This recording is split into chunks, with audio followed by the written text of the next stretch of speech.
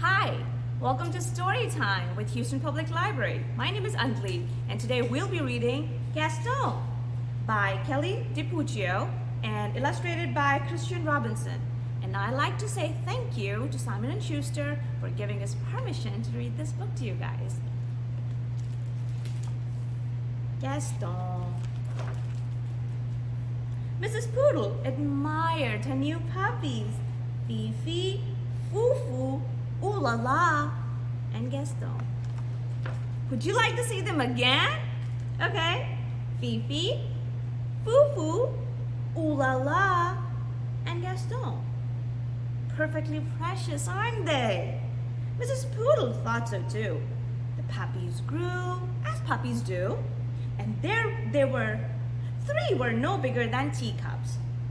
The fourth, however, continued to grow and grow until he was the size of a teapot.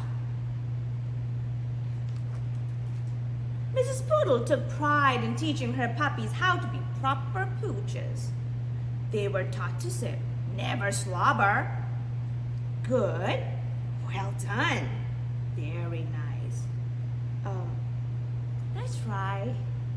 They were taught to yip. "Never yap. Yip, yip, yip. Roof, roof." And they were taught to walk with grace. Never race. Tip-toe, tippy-toe. Whoa! The puppies were also taught how to look pretty in pink, nibble their kibble, and ride in style. Whatever the lesson, Gaston always worked the hardest, practiced the longest, and smiled the biggest. Mrs. Poodle was very pleased with all her puppies, Fifi, Fufu, Ooh La La, and Gaston. Spring arrived, and the proud mother was eager to show off her darlings. She took them to the park for their very first stroll in public. There was much to see. Daffodils, ducks, dogs. Oh dear, who do we have here? Rocky, Ricky, Bruno, and Antoinette. Would you like to see them again? Okay. Rocky, Ricky, Bruno, and Antoinette. This was more than a little awkward. The mother sized up the pups. The pups sized up one another. "It seems there's been a terrible mistake," Mrs. Bulldog said, breaking the silence. "Wee, wee," Mrs. Poodle agreed sadly. "Whatever shall we do?" Mrs. Bulldog could not come up with an answer. "I guess we'll let them decide," she replied at last. Gaston and Antoinette were young, but even they could see that there had been a mix-up.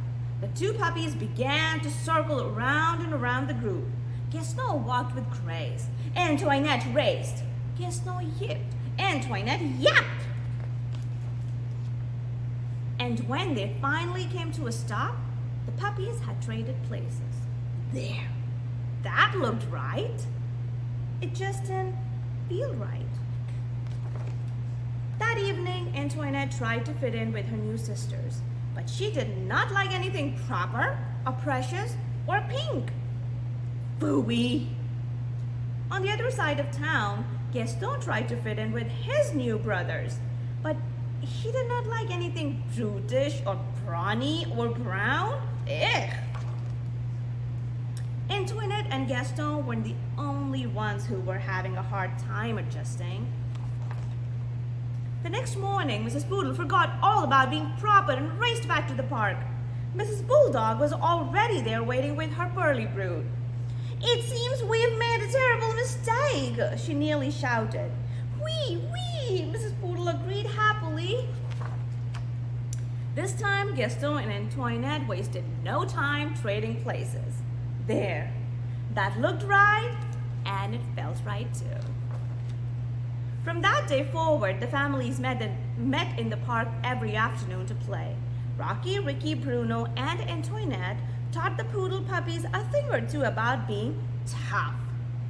Likewise, Fifi, Fufu, Ooh La Lala and Gaston taught the bulldog puppies a thing or two about being tender. And many years later, when Gaston and Antoinette fell in love and had puppies of their own, they taught them to be whatever they wanted to be. The end. Well, thank you for joining us for Storytime. Hope to see you guys soon. Bye.